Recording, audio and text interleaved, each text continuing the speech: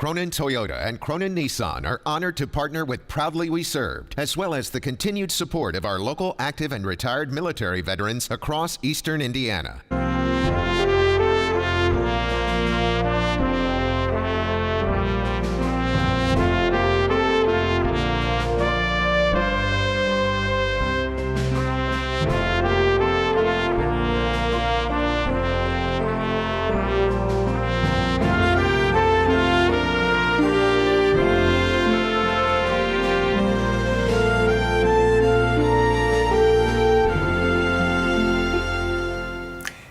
I'm Al Bledsoe, Veterans of Foreign War, Post 1108.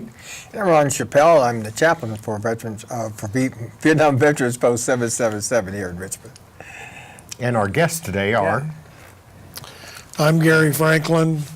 I'm a member of the Vietnam Veterans of America organization and also the VFW, Post 1108. Okay, Harold. And I'm Harold Evans, Vietnam veteran.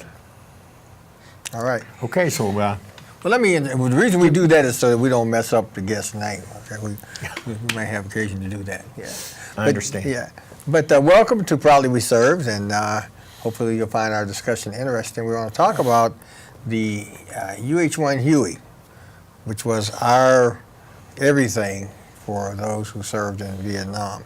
So we got these two specialists that are going to help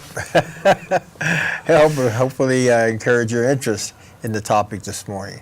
And a lot of these questions, I guess, the gentlemen we have on the program today are Army people, and they understand the Huey. An Air Force guy like me don't quite get all of that stuff, but it's interesting to me the history behind the Huey and how that operates. So with that, I'd like to address that question to Gary and tell us just a little bit about your involvement with the Huey and how you got involved with the Huey when you went to Vietnam. Well, the Huey was our Jeep, so to speak, where you had the Jeep and tanks in World War II. Everything was done with a Huey. Right. If you didn't have a Huey, you didn't do anything. That's right. Okay. Whether it was taking you into a combat mission or medevacing you or whatever the case may be, the only time you ever rode a truck was I can only think that I rode a truck maybe twice in an entire year, that I was there. Yeah. So everything was Huey. Yep. Wow. Yep. That's right. All our supplies, everything came in. Everything, yeah. That's right. Yeah. So Harold, what did you do when you worked on the Hueys? Is that right? From our last show, The Huey was my main transportation. It transported us from the main base to fire support bases all through Vietnam, and it was the easiest way to get there because the Viet Cong would mine all the roads and everything, and you had to go to different fire support bases to protect the main base. And the Huey was the taxi cab. I was a Sergeant E5, and Mr. Franklin, he was an officer. So he had more men to take care of than I did. And then when it got to me, I had to make sure that all my guys knew what was going on, and I asked all kinds of questions. What does this do? What does that do? Where's the LZ at? And all that stuff. So we depended on the Chief Warrant Officers a lot. Yeah, the pilots. Yeah. And your men, Gary, you had several men that were under you. So how did you decide who went where? Did you have just a plan that you had, or? Yeah, I started out as a platoon leader. I was the first lieutenant. Platoon was supposed to have about 40 guys. Most of the time we had 20 or 25, Wow. depending on, at one time, after we were hit with a sapper attack and I had 4 killed and 7 wounded that night, we were down to 7 men left in the platoon. Then 2 weeks later, we went into Cambodia. I spent a couple months as a platoon leader, and I got promoted to captain, actually while we were in Cambodia, and became the company commander. And then you're responsible for supposedly 160 guys, Yeah. but hardly ever did you have more than 100, 110, based on people being wounded, people on R&R, people on sick call, Yeah. R&R, I like that one. whatever. Did you like that? You were always under strength, Yeah. always under strength. Yeah. Yeah. Wow. Yeah. Yeah. So when the Huey was chosen, how exactly, and I don't know who could best answer that, but how did they decide on the Huey? How was that decided that this is the helicopter we're going to use in Nam, and this is what we're going to use it for?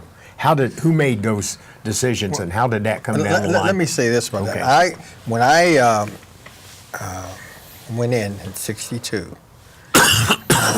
went to basic, in AIT, Signal Force School.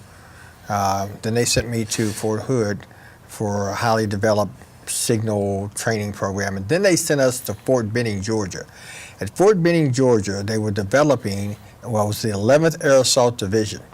And the 11th Air Assault Division was called 11th Air Assault Division Provisional. And they were then taking the Huey and a bunch of other helicopters and using them to adapt to jungle type training. We went to Fort Stewart, Georgia, the woods out there, and we lived out there for several months, and they used different helicopters, and the Huey fared better than all the others in terms of maneuverability, the capability of carrying troops, supplies, speed. I mean, it was just fantastic aircraft. And so they took it. We took it. Yeah. Well, the history of it, they started working on air mobile doctrine back in 1959, and they developed the first Huey helicopter. Back then it was called the UH-1 Iroquois. Right, that's right. Now, Yeah. it really didn't, its first real combat usage was not until 1965. And if any of you have seen the movie We Were Soldiers, with Colonel Halmore and the Cav unit, that happened in the Battle of the Idrang Valley. That happened in 1965. They had went over with 400 plus Hueys. Yes. Oh, wow. And that was Yes. the battle that actually was proof of the pudding, so to speak, Yeah. that the air mobile concept was valid. Yeah. Yeah. Yeah. And from that point on, it did nothing but expand as I got to read these numbers Yeah. because I can't remember all these numbers, but I do want to give you a few statistics. By the war's end, more than 8,000 Hueys had been built, with 1,000 of them outfitted as gunships. That means they had rocket-propelled rockets on the side, Right. miniguns on the side. Yep. 50 caliber. 7,000 of those 8,000 actually served in Vietnam. Wow. And of those 7,013 that served, 2,820 were lost. So almost 3,000 out of 7,000 were lost Right. while they were serving in Vietnam. The UH-1H, which is the most popular model, was introduced in '67, and later on, they were all single-engine helicopters until late in the development of the Huey, when they actually developed a two-engine Huey, which they called the UH-1N, but hardly anybody ever got a ride on one of those. Yeah. Any of us, we were probably out. You're right. I remember that transition from the 11th Air Assault Division. They brought the first Cav colors from Korea, and they named that unit then the 1st Cav Division Air Mobile, which was the unit that I was in, put us on a ship and sent us to Nam. We got there, then we got our Hueys. But like Gary said, you were supposed to have had X amount of guys, but 9 times out of 10 you didn't have. I was a Sergeant E5 and ended up being the platoon sergeant, which was normally an E6, E7. What they call it, an acting jack. Acting Right, jack, E7 was normal. So I was the acting jack, Right. and I was, in charge of logistics. Hey, you guys got to go here. You guys got to go here. And people don't realize that we all work for each other. The communications, to the motor pools, to the everybody who work for each other, and hey, are my choppers ready? Is this ready? And the communications people, people don't realize your communications guy, which worked out of what we call the Tactical Operation Command. Yep, that's Those guys were basically your ears and eyes for you going into an LZ. And the maneuverability of the helicopter, man, you had guys that hey, we gonna see what this thing will do. Yeah. And they would take and see what they could do with Have it. you ever flown in when you were in a hot LZ area and they couldn't go over the trees, so they had to go straight up? Straight up. You Yes, ever sir. flown in one like that? Yes, sir. Boy, that'll move your gut. Yes, sir. Yes, sir. And the guys would put them in. When they hover, they put it in auto rotate. Yeah. And sit there, and Yeah. and a lot of times the chopper couldn't land. You had to rappel down. Repel, that's right. You had to rappel You do down. that, that's right. And I have to give those guys the highest esteem, because bullets be raining off them choppers, and they would get you in where you was at, and they would come back and get you back to safety. That's right, that's right. When a Huey went down, what was protocol then? What did you, if you're dropping troops or whatever you're doing, but the Huey goes down, what do you do with that? What do you do? I mean, Well, you're gonna secure the LZ first, okay, which means you automatically secure the Huey because it's in the LZ. all right, And obviously, everybody in the rear is gonna know that you've got somebody down. Right. And then everybody starts reacting, with medivacs, gunships, you name it, coming in to support that down Right. helicopter until you can get it out of there. Right. If you can get it out Yeah.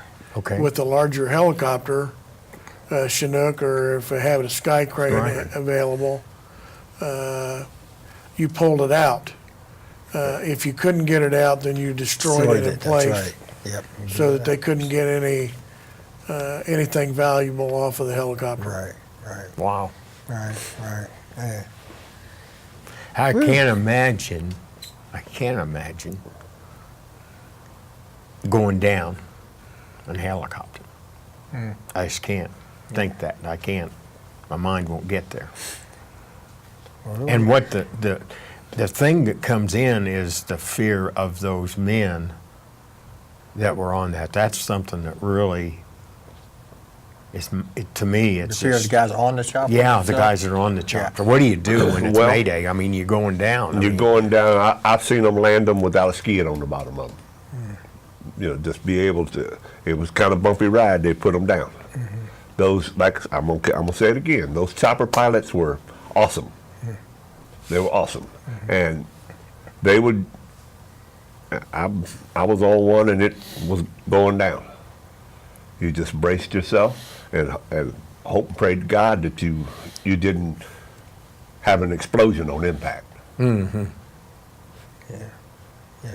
yeah. And they'd get the chopper down, and you would dismount, and you would secure the LZ till somebody could get in. Here come the Cobra gunships, and that little bitty helicopter we Chinook. called the Loach. Yeah. That little Loach boy, them pilots, they could turn that thing and bank it around and turn it upside down. Yeah, if I've they want, seen you know. it. Yeah, I've seen those. Yeah, I know what yeah, you're talking about. Those are, those guys are fantastic. So if a Huey went down, there was all kinds of support that actually came in Right. and to Oh, yeah. protect that Huey. Oh yes. Wow. So, guys, we're talking about bringing a Huey here to Richmond. to our Veterans Park. Am I right? That's what we want That's to do. correct. Yeah, That's correct. yeah. Why do we want to do that? Well, I started working on the Veterans Park 20 years ago, back when we brought our first memorial in, the Vietnam Memorial. And I went around and talked to, I don't know how many organizations trying to get support for the park, and nobody wanted to support the park because they thought it was just a Vietnam